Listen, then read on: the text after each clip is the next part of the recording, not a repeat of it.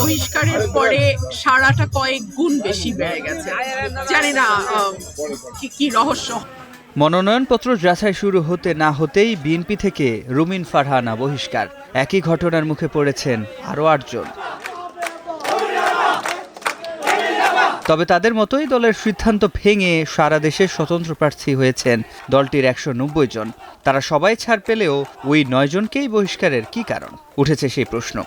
এদিকে বহিষ্কৃত এই ৯ জনের ৪ জনই ব্রাহ্মণবাড়িয়ার, বাকি ৫ জন দাঁড়াচ্ছেন পটুয়াখালী, সিলেট, নারায়ণগঞ্জ ও ঢাকায়। আর এই ৯ স্বতন্ত্রের বিপক্ষে বিএনপি মনোনয়ন দিয়েছে সাইফুল হক, জুনায়েদ সাকি ও নুরুল হক নূরের মতো মুখ। দলের আকস্মিক এই সিদ্ধান্তের প্রভাব কতটা পড়ল ভোটের মাঠে, সে প্রশ্ন ছিল বিদ্রোহী প্রার্থীদের কাছে। আমার কিন্তু বিএনপিতে কোনো সদস্যপদই নাই, অতএব আমার হারানোর কিছু নাই। ভরসা পেতে নিজেকে হতে হয় পাতের মতো দৃঢ়, ঠিক যেমনটা জেরুসালেম। চিঠির মাধ্যমে তো চাপ মুক্ত হয়েছে, এখন টোটালি চাপ মুক্ত। আমি আমার আপামর জনসাধারণ, আমার ৫ লক্ষ ভোটার, আমি সকলের কাছ থেকেই সাড়া পাচ্ছি। বিএনপির এই আলোচিত নেতারা দলীয় পদ হারালেও মাঠ ছাড়তে নারাজ। তারা বলছেন রাজনৈতিক নয়, সামাজিক সম্পর্কের কারণেই তারা ভোট পাবেন। শুধু বিএনপি নয়, পাশে পাবেন অন্য দলের জনসমর্থনও।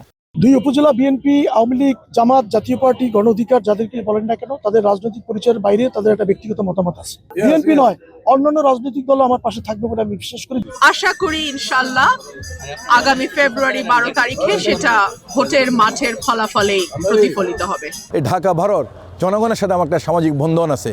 এই সামাজিক বন্ধনের কারণেই আমি বিশ্বাস করি আগামী নির্বাচনে আমাকে ইনশাল্লাহ ভোট দিয়ে জয়যুক্ত করবে।